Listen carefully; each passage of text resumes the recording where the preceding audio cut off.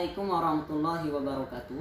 Perkenalkan, saya Sufritawan, NPM C1A 018023, kelas 4A, jurusan Ekonomi Pembangunan Angkatan 2018. Dalam video kali ini bertujuan untuk memenuhi tugas dari mata kuliah Ekonomi Sumber Daya Alam dan Lingkungan Hidup. Nah, dalam video ini kita akan membahas tentang eksternalitas, khususnya lagi di Provinsi Bengkulu. Kawan-kawan, yang pertama kita akan membahas tentang eksternalitas di Provinsi Bengkulu, terkhusus di Kabupaten Rejang Lebong, terletak di Lebong Utara. Nah, kali ini kita akan membahas tentang eksternalitas penambangan emas tanpa izin. Nah, hal yang demikian ini sudah turun-temurun dilakukan oleh masyarakat di sana untuk memenuhi kebutuhan sehari-hari mereka, untuk memenuhi kebutuhan pokok mereka. Nah, kegiatan turun-temurun ini juga tiap harinya jumlah bongkahan batu yang digunakan 1 sampai 2 karung per harinya ini yang akan menghasilkan emas, sehingga sangat tertarik dong bagi mereka untuk melakukan aktivitas yang sedemikian ini. Nah, tercatat juga 96,66% ini merupakan kegiatan yang sebagai penambang emas ini dijadikan pekerjaan pokok bagi mereka. Tercatat bahwa 96,66% ini dijadikan pekerjaan pokok. Nah, kemudian permasalahannya apa? Permasalahannya adalah dalam proses pengolahan. Dalam proses pengolahan limbah yang ditampung dalam bak yang tidak permanen.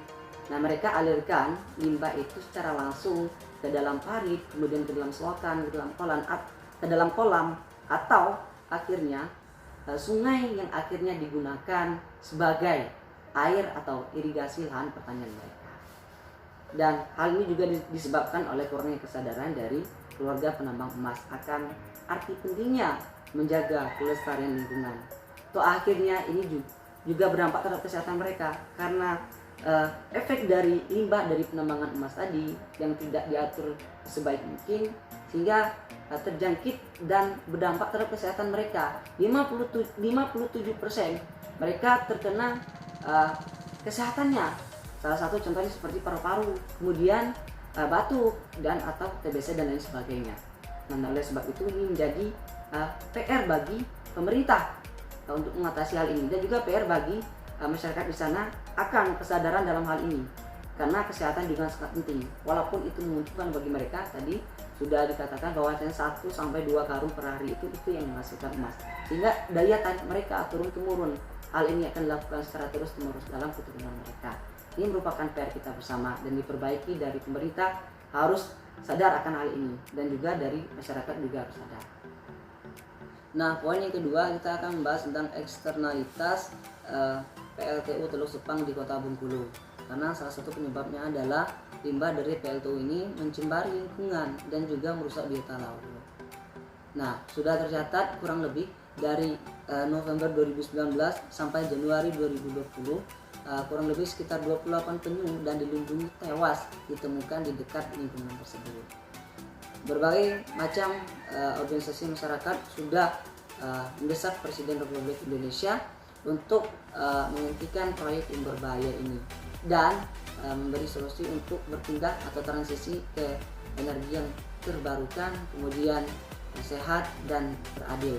Nah, seperti kita memanfaatkan air, kemudian angin, biomasa, kemudian panas bumi dan tenaga matahari. Karena energi surya akan lebih kompetitif dibandingkan PLTU batubara. Mungkin itu solusi yang terbaik untuk saat ini.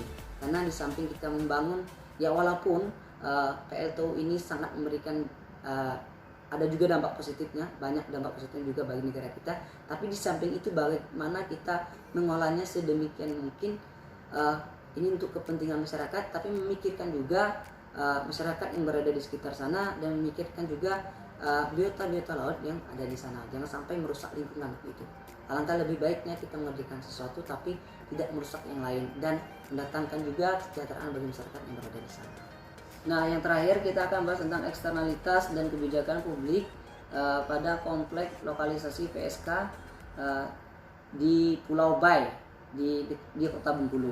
Nah, ini salah satu penyebabnya adalah karena lokalisasi PSK di Pulau Bai ini mengakibatkan terjadinya tindak kriminal yang terjadi di sana, yaitu perkalian antara pengunjung yang datang, tapi mereka itu mabuk dan dengan warga, dan mereka itu terjadi perkelahian seperti itu. Dan juga salah satu bentuk eksternalitas yang terjadi di sana adalah prostitusi. Dan ini juga mengkhawatirkan warga yang berada di Pulau Bayi ini. Malah mereka berpikir bahwa ini akan menjadi pusat berkembangnya penyakit yang sangat berbahaya atau mematikan seperti virus HIV/AIDS ini. Nah, oleh karena itu solusinya adalah pemerintah agar membuat rencana untuk menutup lokalisasi tersebut yang terletak di Pulau Bayi ini.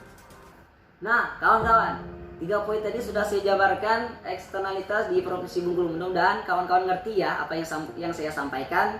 Mudah-mudahan dapat bermanfaat bagi kawan-kawan dan juga bermanfaat bagi saya pribadi. Terima kasih atas perhatiannya, sudah memperhatikan materi yang saya sampaikan. Assalamualaikum warahmatullahi wabarakatuh.